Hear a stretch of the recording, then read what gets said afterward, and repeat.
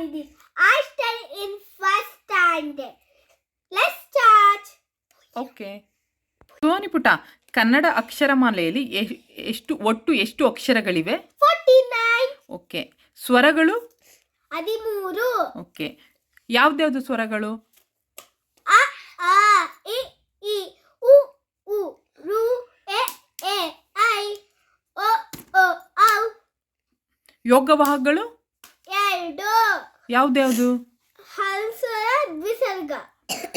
ಹಂ ಹ ಓಕೆ. ವ್ಯಂಜನಗಳು? 34. ಓಕೆ. ಯಾವ್ದ್ಯಾವ್ದು ವ್ಯಂಜನಗಳು? ಕ ಗ ಗ ನ್ಯ ಚ ಚ ಜ ಜ ನ್ಯ ಟ ಟ ಡ ಡ ನ ತ ತ ದ ದ ನ ಪ ಪ ಬ ಬ ಮ ಯಾರಾಳ ವಾಶ ಸಹಾಳ. ಓಕೆ. ಅಪಿ, ಕಾಗುಣಿತ ಗುಣಿತಾಕ್ಷರಗಳು ಎಂದರೇನು? ವ್ಯಂಜನಗಳು ಸ್ವರಗಳು ಸೇರಿದಾಗ ಗುಣಿತಾಕ್ಷರ ರೂಪುಗೊಳ್ಳುತ್ತದೆ. ಓಕೆ. ಕಾಗುಣಿತ ಹೇಳ್ತೀರಾ? ಸ್ಟಾರ್ಟ್ ಮಾಡಿ. ಕಾತರ ಕಟ್ಟು ಕಾಕಿಳಿ ಕಾಗುಣಿಸು ಕಾಗುಣಿಸಿದ ದೀಗಾಕಿ ಕೊಂಬೂಕು ಕೊಂಬಿನ ದೀಗಾಕು ಕಾವಟ್ಸುಲಿಕ್ರು ಎತ್ವಾಕಿ ಎತ್ತೋದ ದೀಗಾಕೆ ಎತ್ವಾಕ ಓತ್ವಾಕು ಓತದ ದೀಗಾಕು ಓತ್ವಾಕ ಕಾಗೆ 1 0 ಕಾಗೆ 2 0 ಕಹ. ಅಥವಾ ಕಾಗೆ ಅನುಸ್ವರ ಕಂ, ಕಾಗೆ 2 0 ವಿಸರ್ಗ ಕಹ. Okay. Thank you. Hi friends, welcome back to my channel Suhanidhi. Friends, ನನ್ನ ಮಕ್ಕಳು ಕನ್ನಡ ಓದಲ್ಲ ಬರೆಯಲ್ಲ ಅಂತ ಬೇಜಾರು ಮಾಡಿಕೊಳ್ಳುವುದರ ಬದಲು ಈ ಟ್ರಿಕ್ ಫಾಲೋ ಮಾಡಿ. ನಾನು ನನ್ನ ಮಗಳಿಗೆ ಹೇಳ್ಕೊಡುವ ರೀತಿಯನ್ನು ನಾನು ನಿಮ್ಮೊಂದಿಗೆ ಶೇರ್ ಮಾಡ್ಕೊಳ್ತಾ ಇದ್ದೀನಿ.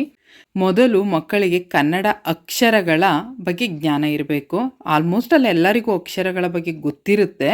ಆದ್ರೂ ಕನ್ನಡ ಅಕ್ಷರಗಳು ಎಷ್ಟಿವೆ, ಸ್ವರಗಳು ಎಷ್ಟಿವೆ, ವ್ಯಂಜನಗಳು, ಯೋಗವಾಹಗಳು ಎಲ್ಲ ಎಷ್ಟೆಷ್ಟಿದೆ ಅನ್ನೋದನ್ನು ಅವರಿಗೆ ಡೀಟೇಲಾಗಿ ಹೇಳಿಕೊಡಿ.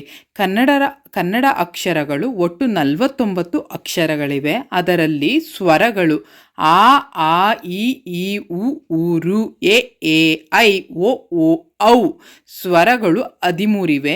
ಯೋಗವಾಹಗಳು 2, ವ್ಯಂಜನಗಳು 34. ಇಷ್ಟು ಡೀಟೇಲ್ಸು ಫಸ್ಟು ಮಕ್ಕಳಿಗೆ ನೀಟಾಗಿ ಕ್ಲೀನಾಗಿ ಹೇಳ್ಕೊಡಿ, ಅವ್ರಿಗೆ ಅರ್ಥ ಮಾಡಿಸಿ. ನೆಕ್ಸ್ಟ್, ನಾನು ತುಂಬ ಮಕ್ಕಳನ್ನು ನೋಡಿದ್ದೀನಿ, ಅವರಿಗೆ ಕಾಗುಣಿತ ಎಂದರೇನು ಎಂದು ಗೊತ್ತಿರುವುದಿಲ್ಲ. ಗುಣಿತಾಕ್ಷರಗಳು ಅಥವಾ ಕಾಗುಣಿತ ಇದರ ಬಗ್ಗೆ ಮಕ್ಕಳಿಗೆ ಸರಿಯಾಗಿ ಹೇಳಿಕೊಡಿ. ಕಾಗುಣಿತ ಎಂದರೆ ವ್ಯಂಜನಗಳೊಂದಿಗೆ ಸ್ವರಗಳು ಸೇರಿದಾಗ ಗುಣಿತಾಕ್ಷರಗಳು ಅಥವಾ ಕಾಗುಣಿತ ರೂಪುಗೊಳ್ಳುತ್ತದೆ.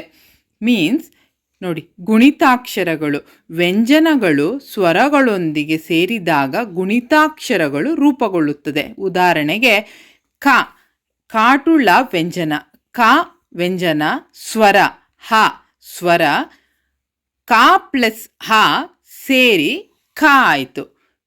ಪ್ಲಸ್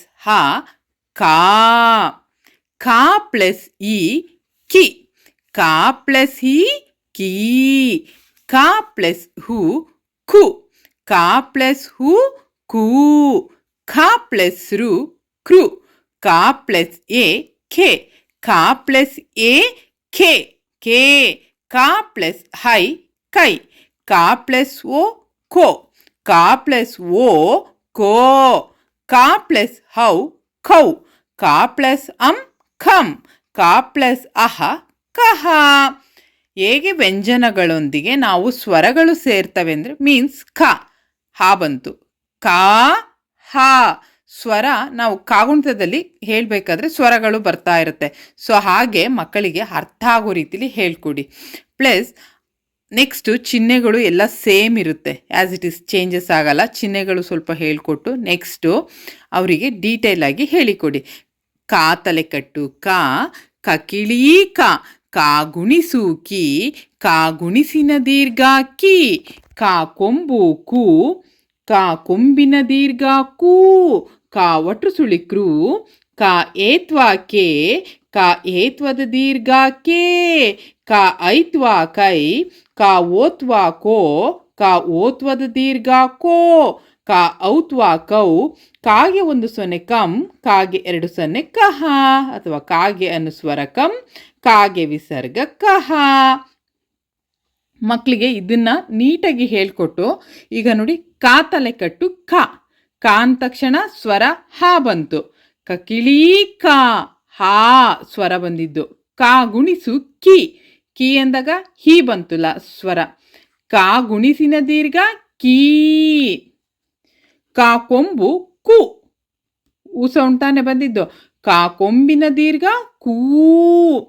ಕಾ ಒಟ್ಟು ಸುಳಿ ಕ್ರೂ, ರು ಸೌಂಡ್ ತಾನೆ ಬಂದಿದ್ದು. ಕಾ ಒಟ್ಟು ಸುಳಿ ಕ್ರೂ.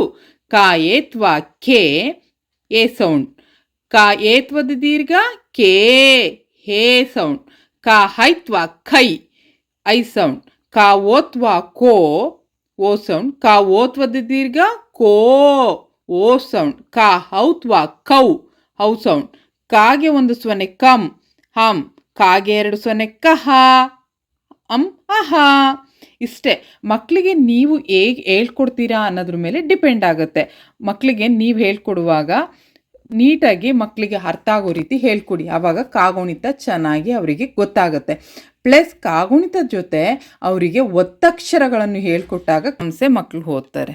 ಓಕೆ, ಈ ವಿಡಿಯೋ ಇಷ್ಟ ಆದರೆ ಲೈಕ್ ಮಾಡಿ, ಶೇರ್ ಮಾಡಿ, ಸಬ್ಸ್ಕ್ರೈಬ್ ಮಾಡಿ. ಆ್ಯಂಡ್ ನಾನೇನಾದರೂ ಮಿಸ್ಟೇಕ್ಸ್ ಮಾಡಿದರೆ ಕಮೆಂಟ್ಸ್ ಬಾಕ್ಸ್ನಲ್ಲಿ ಹಾಕಿ ಕರೆಕ್ಷನ್ ಮಾಡ್ಕೊಳ್ತೀನಿ. ಬಟ್ ನಾನು ನನ್ನ ಮಗಳಿಗೆ ಹೇಳಿಕೊಡುವ ರೀತಿನ ಈ ವಿಡಿಯೋದಲ್ಲಿ ಅಪ್ಲೋಡ್ ಮಾಡಿದ್ದೀನಿ. Okay, thank you for watching.